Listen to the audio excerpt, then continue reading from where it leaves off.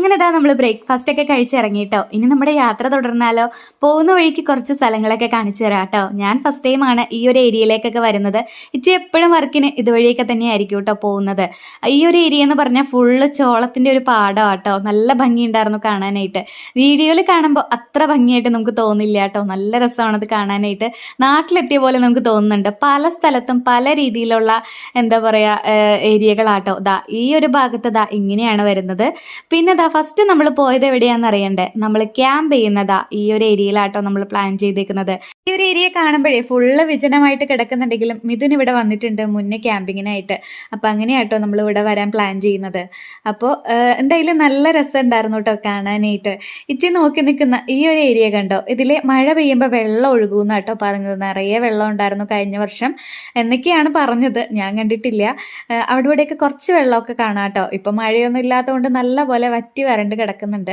അപ്പോൾ അങ്ങനെ കുറച്ച് നേരം അവിടെയൊക്കെ ചുറ്റി നടന്ന് കണ്ടു. ഇനി രാത്രിയാലോ നമ്മൾ തിരിച്ചു വരിക ഇങ്ങോട്ട്. അപ്പോൾ നമുക്ക് ഇതുപോലെ ഇത്രയും ഭംഗിയിൽ കാണാൻ പറ്റില്ലല്ലോ. അതുകൊണ്ട് അവിടെ നിന്ന് കുറച്ച് ഫോട്ടോസൊക്കെ എടുത്ത് നേരെ നമ്മൾ ഹത്ത ഡാം കാണാൻ പോയിട്ടോ.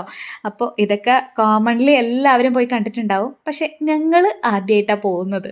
ഹത്ത ഡാം കാണാൻ കയറുക കേട്ടോ. അപ്പോൾ നമ്മുടെ വണ്ടി അവിടെ പാർക്ക് ചെയ്തതിന് ശേഷം ഒന്നെങ്കിൽ നമുക്ക് നടന്നു പോവാം, അല്ലെങ്കിൽ അവിടെ നിന്ന് ഒരു ട്രാൻസ്പോർട്ടേഷൻ ഉണ്ട് കേട്ടോ. ഒരു ബസ് ഉണ്ട്. അതിൽ നമ്മളെ കൊണ്ടുപോവുകയും ചെയ്യും, കൊണ്ടുവന്നാക്കുകയും ചെയ്യും. അതിന് എക്സ്ട്രാ ചാർജസോ കാര്യങ്ങളോ ഒന്നും വരുന്നില്ല കേട്ടോ. അത് നല്ലൊരു തീരുമാനമായിട്ട് എനിക്ക് തോന്നി. ഞങ്ങൾ എന്തായാലും വണ്ടിയിലാട്ടോ പോയത്. നടന്നു പോകുന്ന ഒരുപാട് പേരുണ്ട്. നമ്മൾ കുറച്ച് മടിയന്മാരാണല്ലോ. അതുകൊണ്ട് ഞങ്ങളിത് ആ ബസ്സിൽ ചാടി കയറിയിട്ടുണ്ട്. ഇവിടുത്തെ 2 രാജാക്കന്മാരുടെ പിക്ചേഴ്സിൽ ഇങ്ങനെ വെള്ളം ഒഴുകുന്നത് കണ്ടോ? നല്ല ഭംഗിയുണ്ടല്ലേ? നല്ല തിരമാല അടിക്കുന്ന പോലെ ഉണ്ടല്ലേ? അടുത്ത് എന്നിട്ട് ഞാൻ ഡീറ്റെയിൽ ആയിട്ട് കാണിച്ചു തരാം കേട്ടോ. ഞങ്ങളിത് അങ്ങനെ മുകളിലെത്തി. ഹത്ത ഡാം എന്ന് പറയുമ്പോൾ നമ്മുടെ മനസ്സിൽ നമ്മുടെ ഇടുക്കി ഡാമൊക്കെ ഞാൻ കാണാൻ പോയിട്ടുണ്ട്. അപ്പോൾ അങ്ങനെയൊക്കെ ആയിരുന്നു കേട്ടോ എൻ്റെ എക്സ്പെക്റ്റേഷൻ.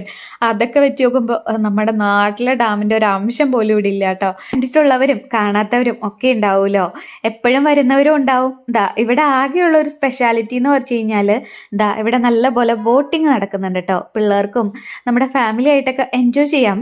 അല്ലാതെ എനിക്ക് വേറെ ഒന്നും തോന്നിയില്ല കേട്ടോ. നമ്മുടെ തൊട്ടടുത്ത് കുഞ്ഞിത്തൈ പുഴയുണ്ട്. അതിലുള്ള വെള്ളം പോലെ ഇവിടെ ഉണ്ടെന്ന് എനിക്ക് തോന്നിയില്ല. പിന്നെ നമുക്ക് ഇതുപോലെയൊക്കെ വരാം, കുറേ ഫോട്ടോസും വീഡിയോസും ഒക്കെ എടുക്കാം, ഇവിടുത്തെ പ്രകൃതി ഭംഗിയൊക്കെ ഒന്ന് ആസ്വദിക്കാം. ഞങ്ങളിത് ആ ബോട്ടിംഗ് ഒക്കെ നടക്കുന്നുണ്ടല്ലോ, ആ ഒരു ഏരിയ ചുമ്മാ കാണാൻ വേണ്ടി അങ്ങ് പോയതാട്ടോ. ബോട്ടിങ്ങിനായിട്ടൊന്നും ഇറങ്ങാൻ നിന്നില്ല, കാരണം നല്ല രീതിയിൽ റേറ്റ് വരുന്നുണ്ട്. പിന്നെ അതിൻ്റെ ഒരു ആവശ്യം ഉണ്ടെന്ന് തോന്നിയുമില്ല. താഴെ ഞാൻ നേരത്തെ കാണിച്ചില്ലേ നമ്മുടെ രാജാക്കന്മാരുടെയൊക്കെ ഒരു പിക്ചേഴ്സ്, അവിടെയും കൂടി നമുക്ക് പോകണം കേട്ടോ. അവിടെയും കൂടി പോയിട്ട് അവിടുത്തെ വിശേഷങ്ങൾ ഞാൻ അടുത്ത വീഡിയോയിൽ കാണിച്ചു തരാം. ഞാനിങ്ങനെ പാട്ടായിട്ട് ഇടുന്നത് നിങ്ങൾക്ക് ബോറടിക്കണ്ടെന്ന് കരുതിയിട്ടാണ്. അപ്പോൾ നമ്മുടെ വീഡിയോസൊക്കെ ഇഷ്ടപ്പെടുന്നുണ്ടെങ്കിലേ സപ്പോർട്ട് ചെയ്യാൻ മറക്കണ്ട. അപ്പോൾ എല്ലാവർക്കും ബൈ.